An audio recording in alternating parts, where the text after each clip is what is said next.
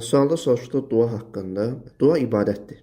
Necə ki, Peyğəmbər sallallahu aleyhi ve sellem buyurmuşdu, dua ibadətdir. Və həmçinin Allah Teala buyurur ki, və qala rabbukum ud'uni estecib lekum.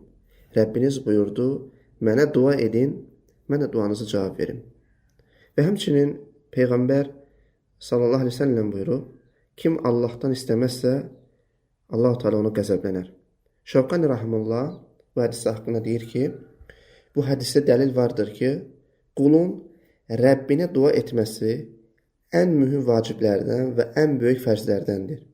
Çünki uca Allahın qəzəbindən çəkindirən bir şeyin vacib olmasında heç bir ixtilaf yoxdur.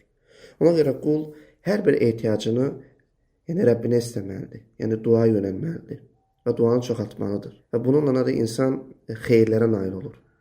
Bəzən insan görürsən ki, şikayətlənir, halından şikayətlənir və yaxud da başına bir müsibət gəlir, düzgün yönəlmir. Və başlayır səbəblərdə axtarmağa. Amma ən mühüm məsələ isə insanın Rəbbinə dönməsidir.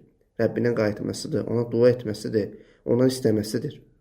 Daha doğrusu anlatdı.